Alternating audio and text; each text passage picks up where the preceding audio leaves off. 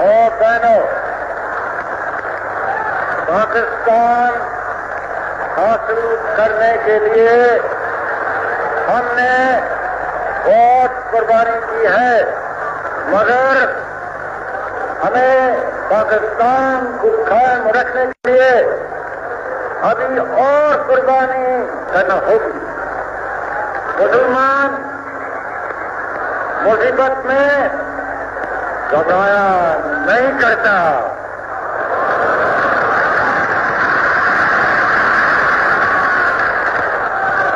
ہمارے حوصلے بلند ہیں۔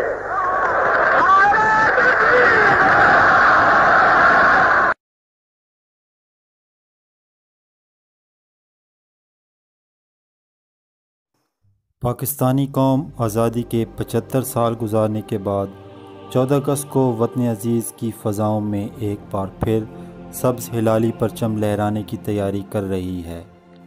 اب کی بار اہل نظر پریشان ہے کہ جسد ملت سے اٹھتی ٹیسوں کی موجودگی میں وہ آزادی کی رسومات کیسے ادا کر پائیں گے۔ بے گور و کفن تڑپتے لاشیں، معصوم خون کی بہتی ندیاں، قومی اداروں کا باہمی تناؤ، لسانی گروہوں کی ریشہ دوانیاں، مغربی اور مشرقی سرحدوں پر یہود و ہنود اور نصارہ کا گٹھ جوڑ، اور ہماری ایٹمی قوت کو تباہ کرنے کے مذموم منصوبے، کتنے ہی خطرات ہیں جن سے آج ہمیں براہ راست واسطہ ہے۔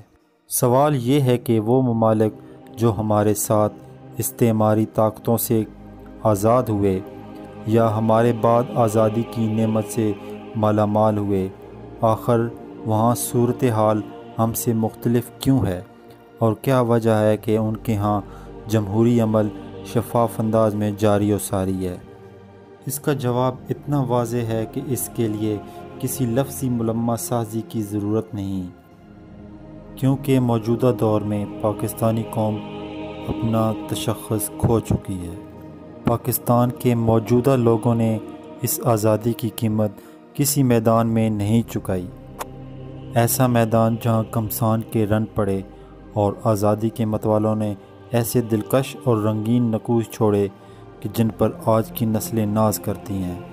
اس قوم نے اس آزادی کی قیمت ایسے میدانوں میں نہیں چکائی جہاں بہادر بہادر سے پنجہ آزما ہوتا ہے۔ اس آزادی کی قیمت اس قوم نے ان گلیوں، محلوں اور شہروں میں نہیں چکائی جہاں ہندو سکھ خونخوار درندوں کی طرح مسلمانوں کو چیر پھاڑ رہے تھے، جہاں مسلمان خواتین کو برہنہ کر کے ان کے بازاروں میں ان کے جلوس نکالے جا رہے تھے۔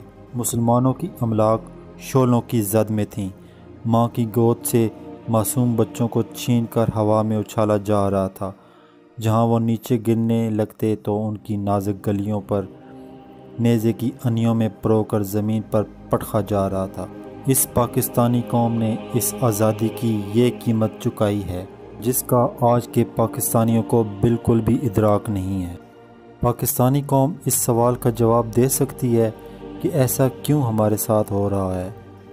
اس لیے کہ ہم نے اسلام سے بے وفائی کی، ہم نے اپنی نظریاتی اساس کی اہمیت کو بالکل نظر انداز کر دیا، جس کے سہارے ہم نے یہ ملک حاصل کیا تھا۔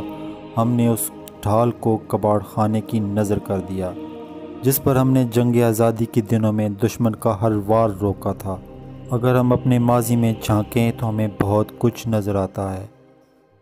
اقتدار کی ہوس نے ہمارے سیاستدانوں کو اندھا کر دیا ہے۔ سیاستدانوں کو اپنے ذاتی مفاد کے علاوہ اور کچھ نظر نہیں آتا، اور پاکستانی قوم بھی اندھا دھند اپنے سیاسی لیڈروں کی تقلید کرتی جا رہی ہے۔ ملک کی معیشت زوال پذیر ہو چکی ہے اور پاکستانی ادارے ٹکراؤ کا شکار ہیں۔ سیاستدان آپس میں باہمی دست و گریباں ہیں، لیکن اس سارے معاملے میں غریب پاکستانیوں کا کوئی پرسان حال نہیں ہے۔ مہنگائی کے اس پرفتن دور میں غریب پاکستانی کیسے گزارا کر رہا ہے، اس بات سے کسی کو کوئی سروکار نہیں ہے، لیکن ابھی بھی وقت ہمارے ہاتھ سے نہیں گیا۔ ہمیں اپنے آباء و اجداد کی دی ہوئی قربانیوں سے سبق حاصل کرنا چاہیے۔ 14 اگست کا دن ہمیں اس بات کی یاد دلاتا ہے کہ ہمیں آزادی کو قائم رکھنے کے لیے بہت محنت کرنا ہوگی، بہت جد و جہد کرنا ہوگی۔ یہ دن ہمیں یاد دلاتا ہے کہ بحیثیت قوم ہمیں ایک بار پھر متحد ہونا ہوگا، اپنے لیے، اپنے وطن کے لیے اور اپنی آزادی کے لیے ہمیں وہ سب کچھ کرنا ہوگا جو 1947 کے وقت ہمارے آباء و اجداد نے کیا تھا۔ آج کے دن ہم عہد کریں گے کہ اگر قوم کے زخموں پر مرہم نہیں رکھ سکتے تو نمک پاشی بھی نہیں کریں گے۔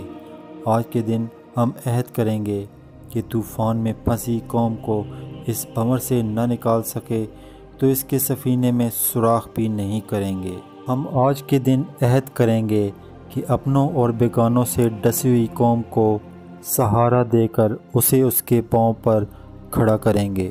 ہم آج کے دن عہد کریں گے کہ ہم کوئی بھی ایسا اقدام نہیں اٹھائیں گے جس سے ہمارے تشخص میں خرابی پیدا ہو۔ پاکستان